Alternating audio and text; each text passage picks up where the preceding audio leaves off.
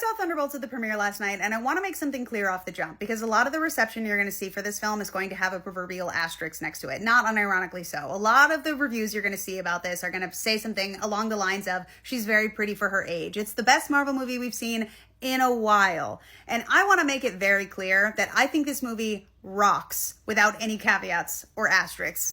Thunderbolts is exactly what we have been begging Marvel for years at this point, and that is finally another MCU installment that actually has its own point of view and personality and style. This has that in spades, despite the fact that so much about this could have gone terribly wrong. Thunderbolts is not only a Marvel film that actually uses real sets, considers blocking and lighting and well-choreographed fight scenes, and has really interesting and pretty cinematography, but it's also a film that feels like a very fitting send-off for this very strange, very rocky, and very messy phase of the MCU before we go into whatever multiversal shift is about to happen with the Fantastic Four. Everything about this concept feels like a meta commentary for what has been going on with the MCU, and I don't know, maybe that's why it's more endearing, but it's also just very entertaining on its own right. It is fascinating to me that the entire concept of this project seemingly was to grab characters and concepts from previous Marvel projects that had a very wide range of reception at random, some which were very well beloved like Yelena and Bucky, and some that seemed like a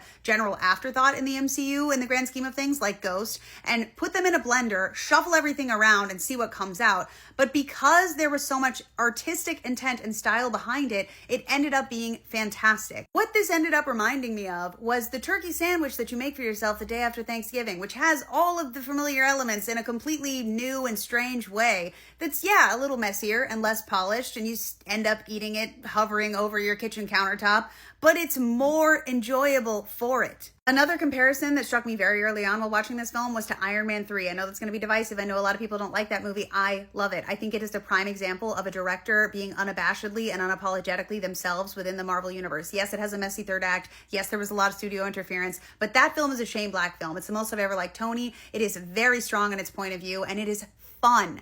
This movie is fun. It is riveting. I subscribe to a very emotion-based, critical lens. I really want to just be in the moment, and this movie had me in the moment the whole time. And yes, this movie is not perfect. There are definitely flaws. I think that the third act is a little bit clunky and quite literal in its interpretation. I think that its execution of themes is, a little bit ham-fisted, but I honestly didn't care. By the time the finale came around, I was just vibing. This cast and their chemistry is wonderful, and it honestly felt very much like an action film that was not tethered to the MCU. Honestly, I loved watching this movie, and yeah, it's a little surprising even for me to hear myself say that, but I can't wait to watch it again. So much about this worked for me. It was just a really good time.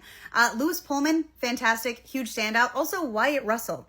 Yeah, I think that John Walker sucks as a person, but goddamn, do I love him as a character. Wyatt Russell's fantastic, and I'm really starting to love seeing him on screen in a way that is really surprising to me. 10 out of 10 times, I'm picking a movie that has personality versus the one that's structurally perfect or whatever. That's why I used to love the MCU, and that is what has been missing. That's why I think this movie is great, and it doesn't need a caveat. I don't know. I haven't been this excited about the MCU in a long time.